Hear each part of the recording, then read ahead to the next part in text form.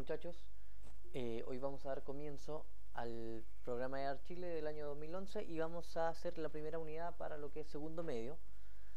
Antes de comenzar en realidad con las unidades formales de este ramo, de este año, vamos a hacer algunos pequeños repasos respecto de materias que ya vimos, ¿ya? Y que es sumamente importante manejar para toda la información que vamos a trabajar a continuación. Por lo tanto, vamos a empezar haciendo un repaso de lo que son las potencias. Tenemos que recordar qué es una potencia.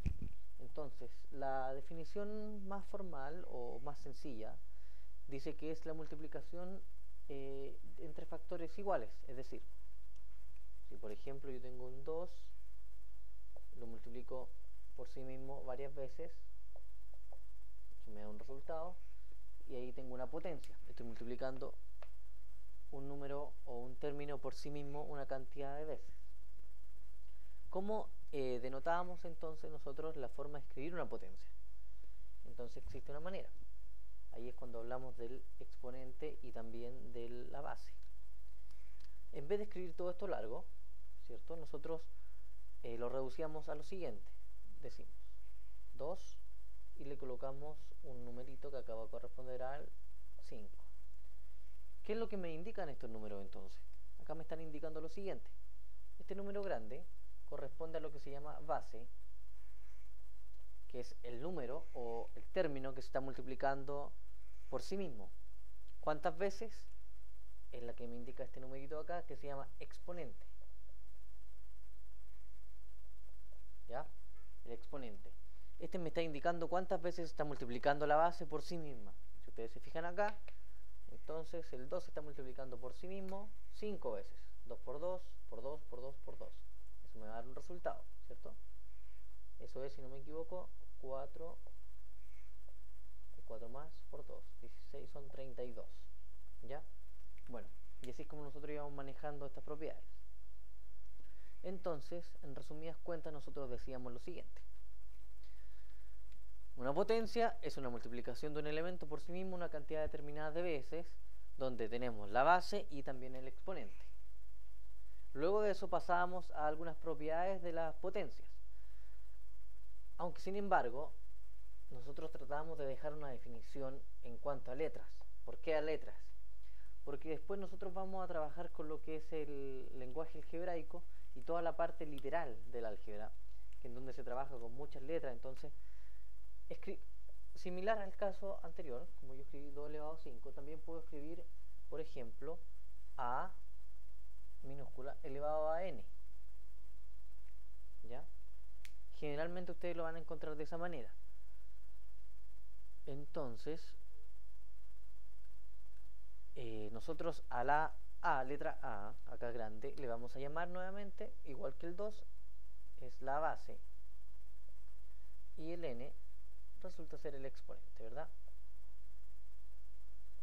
Entonces vamos a usar esta notación en vez de números, ¿ya? Para que ustedes vayan acostumbrándose también y tengan más suelta la mano para poder hacer ejercicio. Vamos entonces a las propiedades de las potencias. Vamos a dejar entonces establecida esa definición acá. A elevado a n. Esa es una potencia. Entonces vamos a ver las propiedades. Las primeras propiedades corresponden a la potencia de base entera y un exponente natural. Cuando hablo de una base entera estoy hablando de un número entero. Entonces decimos potencia de base entera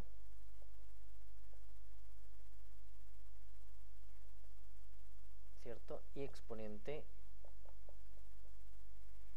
natural. Cuando yo digo base entera es un número entero, ya sea positivo o negativo, mientras que cuando digo exponente natural es solamente un número positivo. Acuérdense de los conjuntos numéricos y de los números naturales en este caso. Si el exponente es natural, entonces solamente es positivo, no puede haber otra opción. Mientras que la base es entera, puede ser tanto positiva como negativa, ¿ya? Entonces veamos algunos ejemplos y veamos qué es lo que dice. Bueno, esta definición dice que si la base pertenece al conjunto de los números enteros, ¿ya? Y significa entonces que puede tomar valores positivos y negativos. Si el exponente entonces, en este caso, dijimos que pertenece a los números naturales, solamente puede tomar valores del 1 en adelante, o también valores positivos. ¿Ya? ¿Qué va a pasar en el caso de que la base sea entera y positiva? Bueno, aquí se desprenden entonces dos casos. Uno, ¿qué pasa si la base entonces es positiva? Si la base es entera y positiva. ¿Qué pasa en este caso? Les digo lo siguiente entonces. Si en este caso, si la base es entera y positiva, el resultado de esta potencia siempre será un entero positivo, ¿ya? Independiente de los valores que tome el exponente. ¿Ya? ¿Por qué razón? Porque lo que estamos viendo nosotros es solamente números positivos, es decir, si el A, por ejemplo, es un número positivo, pensemos en un número positivo, siempre va a ser positivo, en el 2. Y como el exponente es natural, cuando digo que es natural es siempre positivo, ¿ya? Entonces 2 va a ser elevado a 3, por ejemplo, el resultado siempre va a ser lógicamente un positivo. 2 por 2 por 2 y eso me da 8. Siempre un número positivo, siempre. ¿Ya? ¿Por qué? Vuelvo a insistir. Porque la base es entera y positiva. Positiva y el exponente es natural, o sea, también es positivo siempre. Perfecto, dos números positivos me resultan otro positivo. Sigamos entonces. ¿Qué pasa en el caso en que la base sea entera y negativa? Voy a borrar acá, voy a poner número 2. Entera negativa. Acá se desprenden otros casos más. Si la base es entera negativa, el signo de la potencia va a depender exclusivamente de si el exponente es par o impar. ¿Por qué? Voy a borrar acá, permítanme un segundo. Dijimos que la base es entera negativa. Se desprenden entonces dos casos nuevos, ¿cierto? ¿Cuáles son estos casos? Los casos van a ser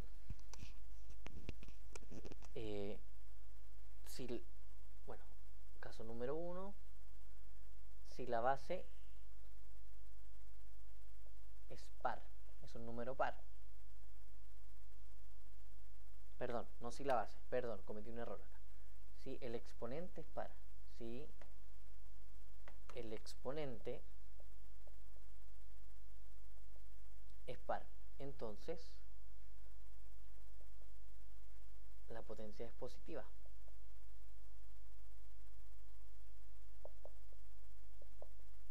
Bueno, ¿por qué toda esta cosa?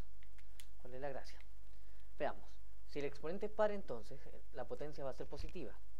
Consideremos entonces una base negativa, un ejemplo, menos 2, ¿ya?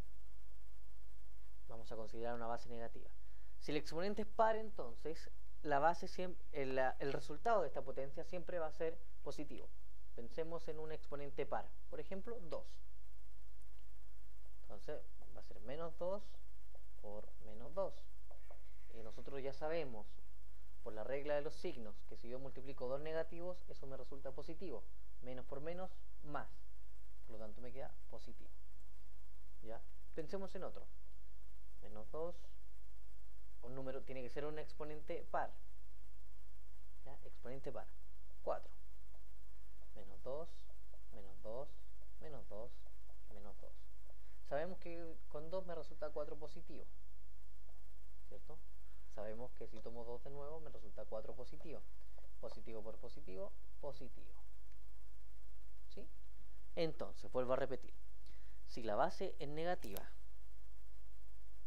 y el exponente es un número par, el resultado de la potencia siempre va a ser un número positivo.